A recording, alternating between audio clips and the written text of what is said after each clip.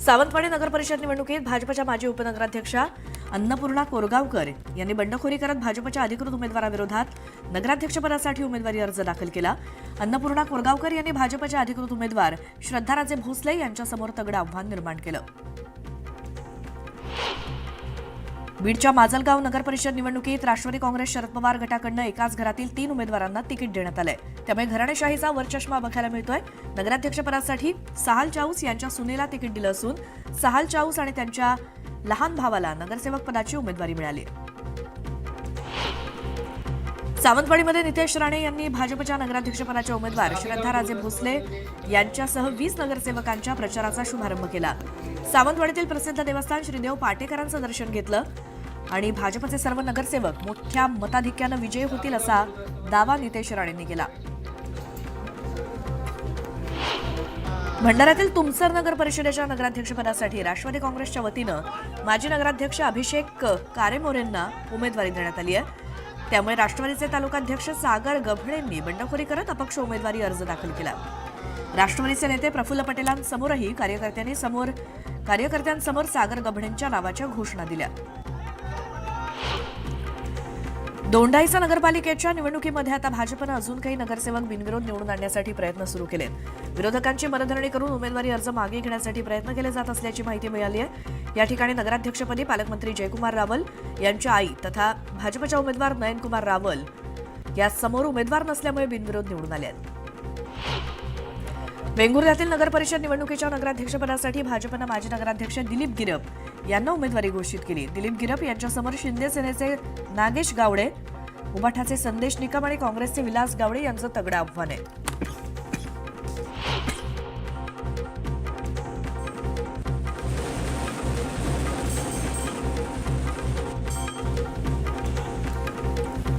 नंदुरबार नगर परिषदेच्या भाजपच्या नगराध्यक्षपदाचे उमेदवार अविनाश माळी यांनी गणपती मंदिरात पूजा अर्चा करून प्रचाराचा शुभारंभ केला।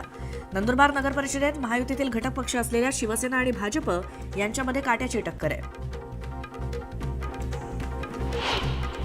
कर्जत नगरपालिकेच्या नगराध्यक्षपदासाठी सासू आणि सून आमने-सामने आले आहेत। भाजप, शिवसेना आणि आरपीआय युतीच्या उमेदवार डॉक्टर स्वाती लाड प्रथमच निवडणूक रिंगणात उतरले आहेत, तर त्यांच्या विरोधात अजित पवारांच्या राष्ट्रवादी आणि उबाठाच्या कर्जत विकास आघाडीच्या पुष्पा दगडे यांचा सामना आहे। वाशिमच्या रिसोड नगर परिषदेत महायुतीमधील भाजप, शिंदेसेना एकत्र आली असून राष्ट्रवादी काँग्रेस, अजित पवार गटाला बाहेर ठेवण्यात आल्यामुळे त्यांनी आपले नगरसेवक पदाचे 16 उमेदवार स्वतंत्रपणे रिंगणात उतरवलेत, तर इतर 4 ठिकाणी महायुती फिसकटली आहे। अक्कलकोट नगर परिषद निवडणुकीतील उमेदवार फुटू नयेत म्हणून काँग्रेस आणि शिवसेनेच्या उमेदवारांना स्थानिक नेत्यांनी सहलीला नेल्याची माहिती समोर आली आहे। दरम्यान उमेदवार स्वतः हजर राहिल्याशिवाय उमेदवारी अर्ज मागे घेऊ नयेत असं पत्र काँग्रेसचे तालुकाध्यक्ष मल्लिकार्जुन पाटील यांनी निवडणूक अधिकाऱ्यांना लिहिलंय। नंदुरबार नगर परिषदेच्या नगराध्यक्षपदाचे शिवसेना उमेदवार रत्ना रघुवंशी यांनी घरोघरी भेट देत प्रचार सुरू केलाय। याआधी केलेली विकास कामं आणि जनतेचा विश्वास या जोरावरती पुन्हा एकदा विजय होईल असा विश्वास रघुवंशींनी व्यक्त केला। अमरावती जिल्ह्यातील अंजनगाव सुरजी नगर परिषदेत भाजपकडून एका जागेसाठी 2 जणांना एबी फॉर्म देण्यात आले, मात्र सचिन जायदे यांचा उमेदवारी अर्ज अवैध ठरल्यामुळे अजय पसारी यांची उमेदवारी कायम आहे। भुसावळच्या वरणगावात गेल्या लोकसभा निवडणुकीत आपण काही मुद्द्यांवरती विद्यमान केंद्रीय राज्यमंत्री रक्षा खडसे यांना विरोध केला होता, त्याचा बदला म्हणून आता पालिका निवडणुकीत माझी आणि सहकाऱ्यांची उमेदवारी कापल्याचा आरोप भाजपचे माजी नगराध्यक्ष सुनील काळे यांनी केलाय। वाशिम जिल्ह्यातील नगर परिषद आणि नगरपंचायत निवडणुकीसाठी 2 डिसेंबरला मतदान होणार आहे, मात्र अपक्ष लढणाऱ्या उमेदवारांना 26 नोव्हेंबरला चिन्ह मिळणार असल्यामुळे प्रत्यक्षात फक्त 5 दिवस अपक्ष उमेदवारांना चिन्हाचा प्रचार करता येणार असल्यामुळे मोठी अडचण झाली आहे। छत्रपती संभाजीनगरच्या फुलंब्री नगरपंचायत निवडणुकीत माजी जिल्हा परिषद अध्यक्ष राजेंद्र ठोंबरेंचा उमेदवारी अर्ज वैध ठरलाय। माजी नगराध्यक्ष आणि भाजपचे जिल्हाध्यक्ष सुहास शिरसाट यांनी ठोंबरेंना 3 अपत्य असल्याचा आक्षेप घेतला, परंतु निवडणूक विभागानं हा आक्षेप फेटाळत अर्ज वैध ठरवल्यामुळे निवडणुकीतली चुरस वाढली आहे। लोणावळ्यामध्ये भाजप कोर कमिटीनं राष्ट्रवादीचा युती प्रस्ताव नाकारत स्वबळावरती निवडणूक लढवण्याचा निर्धार केलाय। यानंतर भाजपनं मोठं शक्ती प्रदर्शन करत प्रचाराला दमदार सुरुवात केली। यंदाच्या लोणावळा नगर परिषद निवडणुकीत तिरंगी लढत निश्चित झाली असून मागच्या निवडणुकीत सत्ता मिळवलेल्या भाजपसमोर यंदा ती सत्ता टिकवण्याचं मोठं आव्हान आहे.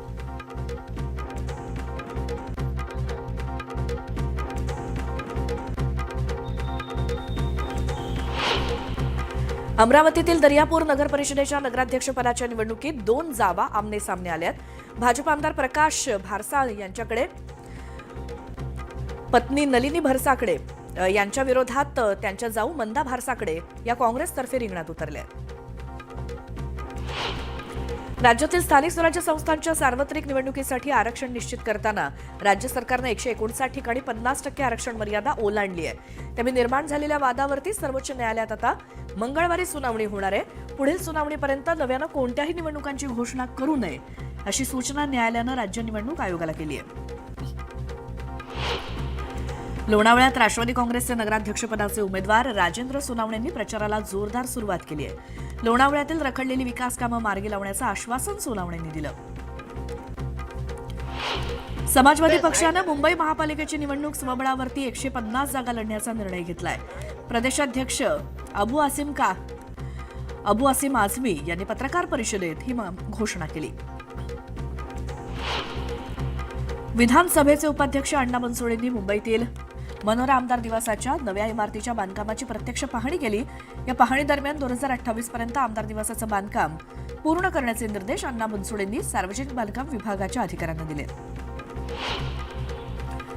जळगाव महापालिकेत दूरदृष्टी आणि प्रशासकीय क्षमता असणाऱ्यांना संधी द्या असं आवाहन माजी मंत्री सुरेश जैन यांनी केलंय. मी राजकारणातून निवृत्ती घेतलीय पण कार्यकर्त्यांना मार्गदर्शन करत राहणार असं सुरेश जैन यांनी म्हटलंय. निवडणुकीच्या तोंडावर भाजपचे कार्यकर्ते फोडण्याची सुरुवात भंडाऱ्यातील शिवसेना आमदार नरेंद्र भोंडेकरांनी केल्याचा आरोप भाजपचे नेते परिणय फुकेंनी केलाय. त्यामुळे शिवसेना नेत्यांनी नाराजी व्यक्त करू नये असा टोला फुकेंनी लगावला. ज्या लोकांनी तुम्हाला मंत्री केलं त्यांच्या प्रश्नांना किंमत द्या असं म्हणत उन्मेष पाटलांनी गिरीश महाजनांवरती निशाणा साधला. तुमच्या पापाचा घडा जेव्हा भरेल तेव्हा तुम्हाला पळता भुई थोडी होईल अशी टीका उन्मेष पाटलांनी केली. फक्त पार्थ पवारच नाही तर संपूर्ण सरकार जमीन घोटाळ्यात अडकलेलं आहे. जमीन घोटाळ्यामध्ये महाराष्ट्र विकला जातोय, राज्याची तिजोरी लुटली जाते असा हल्लाबोल नाना पटोलेंनी केला. नागपूर जिल्ह्यातील काँग्रेसचा अंतर्गत संघर्ष टोकाला गेलाय. माजी महासचिव मुजीब पठाण यांनी सुनील केदार यांची राहुल गांधी, मल्लिकार्जुन खरगे यांच्याकडे तक्रार केली आहे. बुट्टीबोरी नगर परिषद निवडणुकीत पंजा गोठवल्यामुळे काँग्रेस नेते मुजीब पठाण यांनी तक्रार केली. भाजपचे माजी नगरसेवक महेश सुक्रमानी यांच्या फोटोला भाजप कार्यकर्त्यांनी काळं फासलं.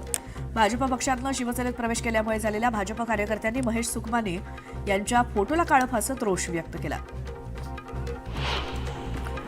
रुपाली ठोंबरे पाटलांनी माधवी खंडाळकरांना 10 कोटींच्या अब्रू नुकसानीची नोटीस पाठवली आहे. रुपाली पाटलांविरोधात माधवी खंडाळकरांनी काही दिवसांपूर्वी सोशल मीडियावरती पोस्ट लिहिल्यामुळे मोठा वाद झाला होता.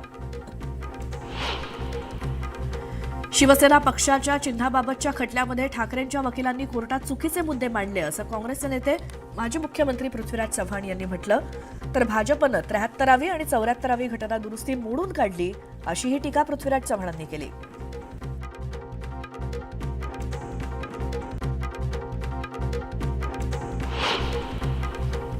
एकनाथ शिंदेंनी अमित शहांची भेट घेत त्यांच्यासमोर राज्यातील राजकीय घडामोडींबाबत तक्रारींचा पाढा वाचला. महाराष्ट्रातील घडामोडींकडे माझं लक्ष असून महाराष्ट्रातील बऱ्याच गोष्टी मला माहिती आहेत. तसंच तुम्ही एनडीएच्या घटक पक्षाचे प्रमुख आहात, त्यामुळे तुमचा योग्य सन्मान राखला जाईल असं आश्वासन शहांनी शिंदेंना दिल्याची माहिती सूत्रांकडून मिळाली आहे. मनसे आणि शिवसेना उभाठा जागा वाटपाची बोलणी एक पाऊल पुढे गेली आहे. मनसेच्या काही विधानसभा क्षेत्रामध्ये 50-50 फॉर्म्युलाची मागणी करण्यात आली आहे. माहीम, वरळी, शिवडी, भांडूप, विक्रोळी, मागाठाणेत निम्म्या जागा मागितल्या जाणार आहेत.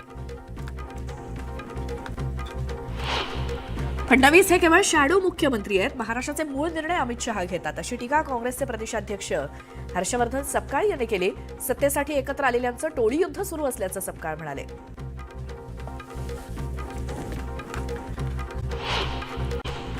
मालेगाव मनमाडसह सर्वत्र थंडीचा जोर वाढलाय. थंडीच्या कडाक्यामुळे अंड्यांच्या दरात मोठी वाढ झाली आहे. थंडीमुळे अंड्यांची मागणी जास्त आहे, मात्र आवक कमी झाल्यामुळे अंड्यांच्या भावात वाढ झाल्याचं अंडी विक्रेत्यांचं म्हणणं आहे. सह्याद्री व्याघ्र प्रकल्पामधील वाघांची संख्या वाढवण्यासाठी ताडोबा अंधारी व्याघ्र प्रकल्पातील तारा वाघिणीला चांदोली राष्ट्रीय उद्यानातील नैसर्गिक जंगल क्षेत्रात यशस्वीरित्या मुक्त करण्यात आलंय. ऑपरेशन तारा अंतर्गत ही पहिली मोठी कामगिरी यशस्वी झाली. पुण्यामध्ये 16 वयोवृद्ध रुग्णांना वृद्धाश्रमाच्या नावाखाली उघड्यावरती ठेवण्यात आलं. उपचारासाठी ससून जिल्हा रुग्णालयामध्ये दाखल करण्यात आलेल्या या ज्येष्ठ नागरिकांना परत नेण्यासाठी त्यांचे कुटुंबीय आलेच नाहीत. पुण्यातील भारत फोर्स कंपनीच्या समोर कडाक्याच्या थंडीत हे वयोवृद्ध रुग्ण उघड्यावरती राहत असल्याचं बघायला मिळालं. पुण्यामध्ये भूमिगत केबल टाकण्यासाठी शहरातील रस्त्यांचं खोदकाम करताना नियम पायदळीत उडवणाऱ्या ठेकेदारांना पुणे महापालिकेनं दणका दिलाय. खोदकाम केलेले रस्ते दुरुस्त करून अहवाल सादर केल्यावरच पुढच्या कामाची परवानगी दिली जाईल, अशी नोटीस महापालिकेनं ठेकेदारांना पाठवली आहे. मनमाड, येवला, मालेगाव भागात थंडीचा कहर सुरू असून आज निफाडचा पारा थेट 7.4 अंशांवरती आलाय. मनमाड आणि मालेगावच्या तापमानात मोठी घट झाली असून परिसरात धुक्याची चादर पसरली आहे.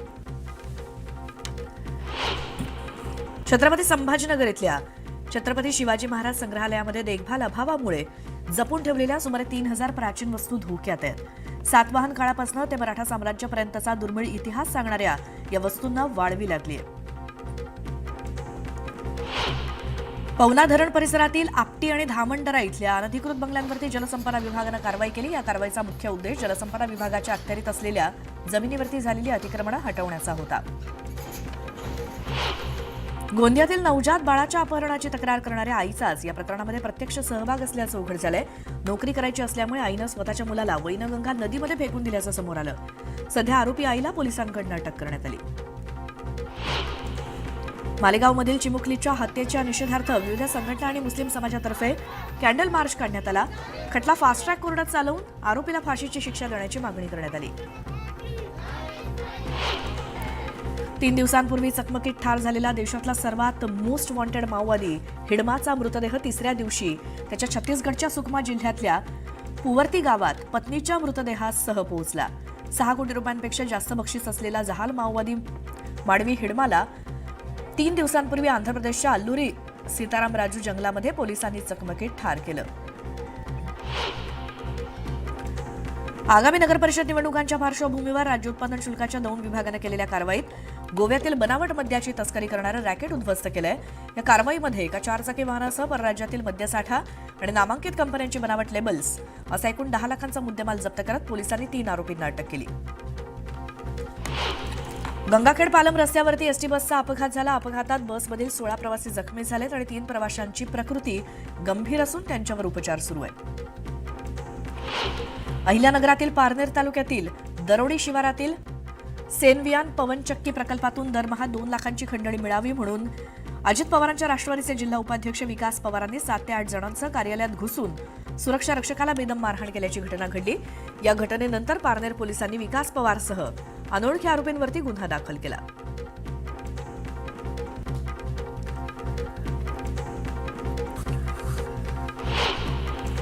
रत्नागिरी शहरातील मच्छी मार्केटजवळ पार्क केलेलं वाहन अचानकपणे आगीच्या भक्ष्यस्थानी पडलं. अग्निशमन दलानं आगीवर नियंत्रण मिळवलं, मात्र आगीत वाहनाचं जवळपास 60% अधिक नुकसान झालंय.